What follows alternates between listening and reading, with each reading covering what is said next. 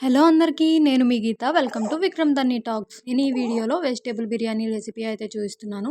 Stove మీద ఒక basin పెట్టుకొని బిర్యానీకి సరిపడా ఆయిల్ అయితే వేసుకోవాలి. ఆయిల్ హీట్ అయిన తర్వాత నెక్స్ట్ అయితే బిర్యానీకి కావాల్సిన మసాలా దినుసులు వేసుకొని ఫ్రై చేసేసుకోవాలి. మసాలా దినుసులు బాగా ఫ్రై అయిన తర్వాత అయితే మనం కట్ చేసి పెట్టుకున్న వెజిటేబుల్స్ అయితే వేసుకోవాలి. నేనైతే ఆనియన్స్, క్యారెట్, ఆలు, పచ్చిమిర్చి, టొమాటో అయితే కట్ చేసి పెట్టేసుకున్నాను. కట్ చేసి పెట్టుకున్న వెజిటేబుల్స్ అయితే ఫ్రై అయిన తర్వాత అల్లం, వెల్లుల్లి, పచ్చిమిర్చి అయితే మిక్సీ పట్టేసుకున్నాను. ఆ పేస్ట్ అయితే వేసేసుకొని పచ్చివాసన పోయే వరకు అయితే ఫ్రై అవ్వనివ్వాలి.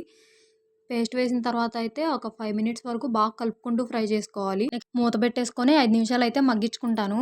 ఆ అల్లం వెల్లుల్లి పేస్ట్ ఫ్లేవర్ అనేది ముక్కలకు కూడా పట్టేలాగా 5 నిమిషాల తర్వాత మూత తీసేసి ఒకసారి అయితే బాగా కలిపేసుకోవాలి. బాగా కలుపుకున్న తర్వాత ఎన్ని బియ్యం అయితే కడిగి పక్కన పెట్టుకున్నామో ఆ బియ్యం ఉడకడానికి సరిపడా ఎసురు అయితే వేసేసుకొని బాగా కలిపేసుకోవాలి.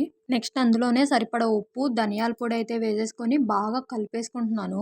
కలుపుకున్న తర్వాత స్టవ్ హై ఫ్లేమ్లో పెట్టేసుకొని వాటర్ అయితే బాగా తెరలనివ్వాలి. వాటర్ తెరులుతున్నప్పుడు అందులోనే సన్నగా తరిగి పెట్టుకున్న ఒక కట్ట కొత్తిమీర అయితే వేసేసుకున్నాను. నెక్స్ట్ అయితే మిక్సీ పట్టుకున్న కొబ్బరి పేస్ట్ అయితే వేసేస్తున్నాను. మీ ఇంట్లో ఎండు కొబ్బరి పొడి ఉన్నా కూడా ఎండు కొబ్బరి పొడి అయినా వాడండి. నేనైతే ఇక్కడ కొబ్బరి పేస్ట్ అయితే యూజ్ చేస్తున్నాను. కొత్తిమీర, కొబ్బరి పేస్ట్ వేసుకున్న తర్వాత ఒకసారి అయితే బాగా కింద నుంచి పై వరకు బాగా కలిపేసుకోవాలి. వాటర్ బాగా బుడగలొస్తూ తెరులుతా ఉన్నప్పుడు బాగా కలుపుకుంటూ అయితే కడిగి పెట్టుకున్న బియ్యం ఉంటాయి కదా, ఆ బియ్యాన్ని అయితే వేసేసుకోవాలి. బియ్యం వేసేటప్పుడు గెంటెతో కింద నుండి పై వరకు బాగా కలుపుకుంటూ అయితే బియ్యాన్ని వేసుకోవాలి. నేనైతే ముందుగానే రైస్ అయితే కడిగి పెట్టేసుకొని జల్లెడ గిన్నెలోకి అయితే వేసి పెట్టేసుకున్నాను. బియ్యం వేసిన తర్వాత ముక్కలో బియ్యం బాగా కలిసేలాగా కింద నుండి పై వరకు అయితే ఒకసారి బాగా కలిపేసుకోవాలి.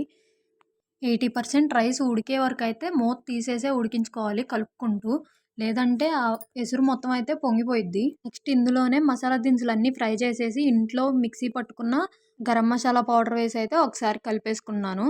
ఏ బిర్యానీకైనా కూడా ఇంట్లో పట్టుకున్న గరం మసాలా పౌడర్ అయితే చాలా మంచి టేస్ట్ వస్తుంది. మధ్య మధ్యలో అయితే కలుపుకుంటూనే ఉండాలి 5 మినిట్స్కి ఒకసారి, లేదంటే అడుగంటేస్తుంది. నేనైతే హై ఫ్లేమ్లో పెట్టేసుకునే ఉడికించుకుంటున్నాను. మధ్య మధ్యలో అయితే 5 మినిట్స్కి ఒకసారి ఇలా అయితే కలిపేసుకుంటూ ఉడికిచ్చేసుకుంటున్నాను. నాకు ఇక్కడ 80% రైస్ అయితే ఉడికేసింది. ఉడికేసిన తర్వాత నెక్స్ట్ అయితే కింద నుండి పై వరకు 2 సార్లు అయితే బాగా కలిపేసుకున్నాను. కలిపేసుకున్నాక పక్కన పెట్టుకున్న కొత్తిమీరని పైన ఇలా చల్లేసుకొని నెక్స్ట్ అయితే స్టవ్ సిమ్లో పెట్టేసుకొని మూత పెట్టేసి అయితే ఉడికించేసుకుంటున్నాను. మూత పెట్టేసి 5 నిమిషాలు ఉడికించిన తర్వాత అయితే రైస్ అయితే పూర్తిగా ఉడికేసింది. మేము మా ఇంట్లో వెజిటేబుల్ బిర్యానీ అయితే ఇలా ప్రిపేర్ చేసుకుంటాము. మా ఇంట్లో అయితే ఒక చిన్న అకేషన్ ఉంది. అకేషన్కి అయితే మేము ఇంట్లో చాలా స్పెషల్స్ అయితే చేసుకున్నాము. ఇంకా ఈ వెజిటేబుల్ బిర్యానీయే కాకుండా ఇంకా ఏం స్పెషల్స్ చేసుకున్నామో అయితే స్వీట్ అయితే పాయసం చేసేసుకున్నాము, సగ్గుబియ్యం సేమియా పాయసం.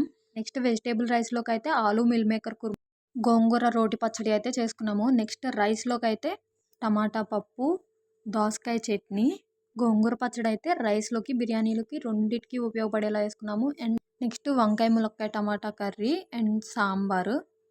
ఇన్ని స్పెషల్ కర్రీస్ ఉన్నప్పుడు ఖచ్చితంగా సైడ్ టిఫిన్ ఐటమ్స్ అయితే ఏదో ఒకటి ఉండాలి కదా. టిఫిన్ ఐటమ్స్గా అయితే అరటికాయ bajji and last and final dish అయితే మిర్చి బజ్జీ.